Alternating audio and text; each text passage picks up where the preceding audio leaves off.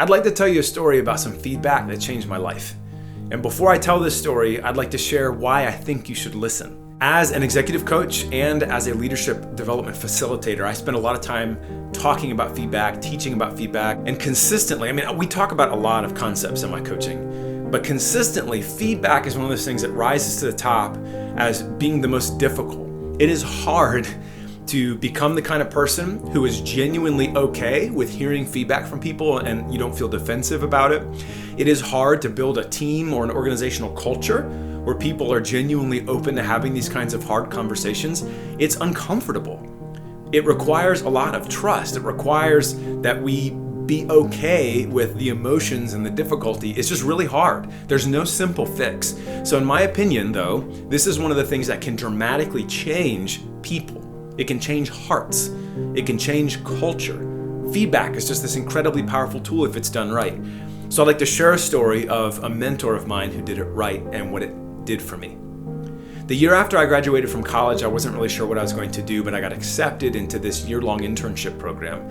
I lived in a small community in Western North Carolina with 7 other young adults in this one house and a couple of house parents. I worked with this ministry, we got part-time jobs, and we spent a lot of time essentially just learning and growing.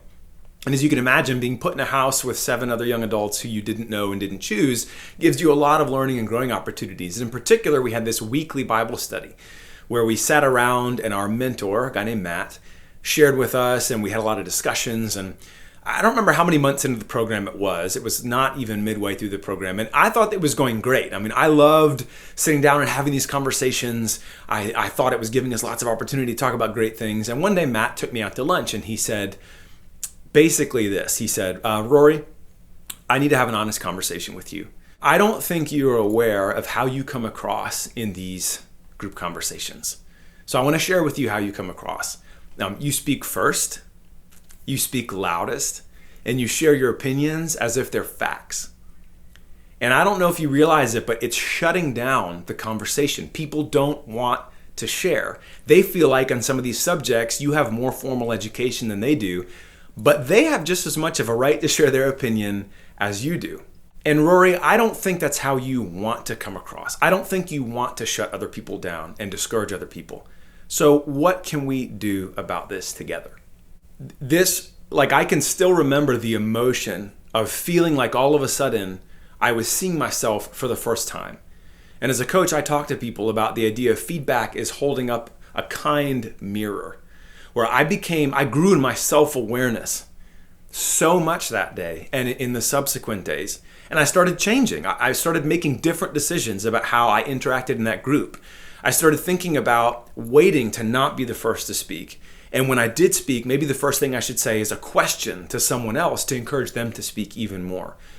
And of course, this raises all kinds of self-confidence issues of, fear. Do I need to be the one that's right? Do I have to be the one to speak first so that I can make sure I say my piece? And thankfully, over the years, because of this mentor, Matt, and because of other mentors and because of my Christian faith, I've grown I don't have a need to be right all the time. I don't have a need to have to make sure I share my opinion. My confidence lies in something else. I'd like to share 3 things that made that feedback so incredibly powerful, because these are 3 things that anybody can practice to help become a person that receives feedback more effectively and a person that can give other people feedback, which definitely has the potential to change somebody's life. 3 things that matter most when thinking about feedback. Here's the first thing, and I think it's the most foundational. I trusted Matt.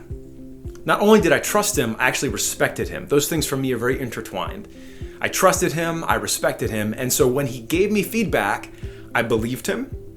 I didn't feel the need to get defensive, so that part of my brain that turns on the fight or flight, it didn't go into overdrive. Rather, I was open and I was able to acknowledge, you're right.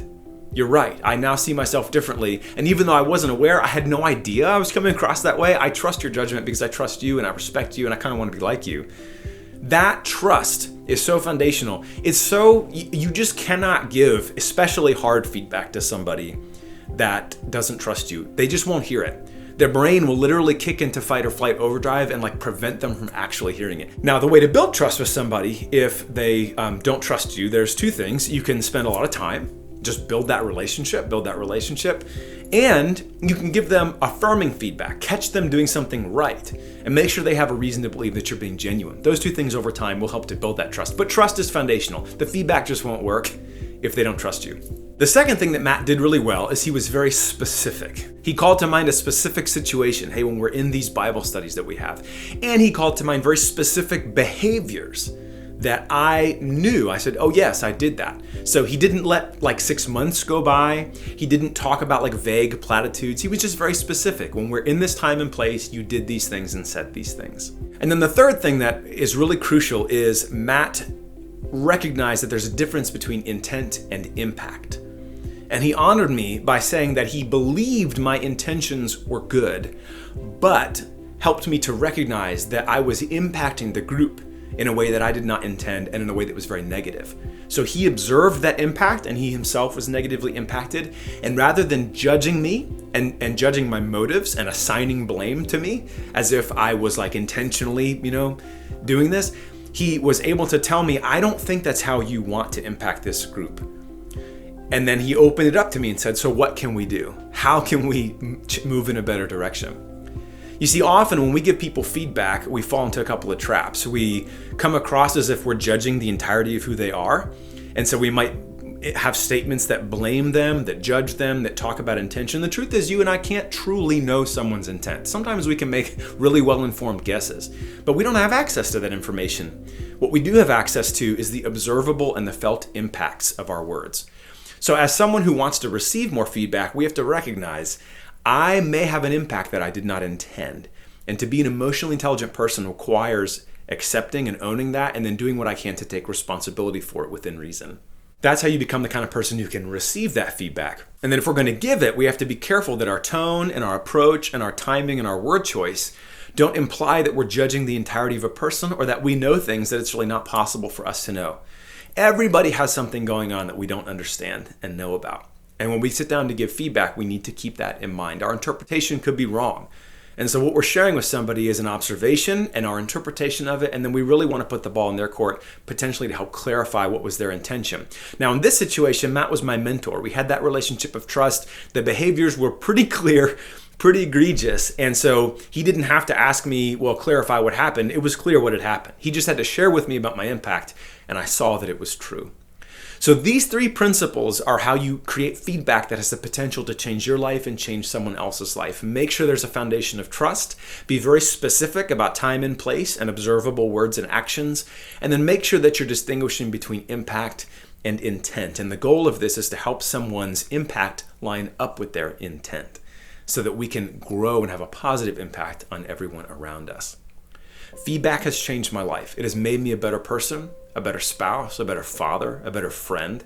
Feedback can change your life if you're open to it and if when you give it to other people, you follow some of these principles. So your homework is to go be self-reflective. When's the last feedback you received that was extremely helpful? Do you need to go ask someone you trust, hey, how have you been experiencing me lately? It's a scary question, but we can't grow unless you push into that fear and learn. And then finally, is there someone in your life that maybe you're responsible for and you know they trust you and you've been shying away from giving them feedback because you recognize that it's difficult and it's hard? Think about the growth that they may be missing out on because they're not able to grow in self-awareness through your words. It's not arrogant to recognize that we can profoundly help someone through sharing information that they just may not be aware of. That's just being a good steward. So I encourage you, become self-reflective, grow in asking for that feedback, and become better and more consistent at giving constructive feedback to other people. You just might change someone's life the way that Matt, my mentor, changed my life. As always, thank you so much for watching. I really appreciate you.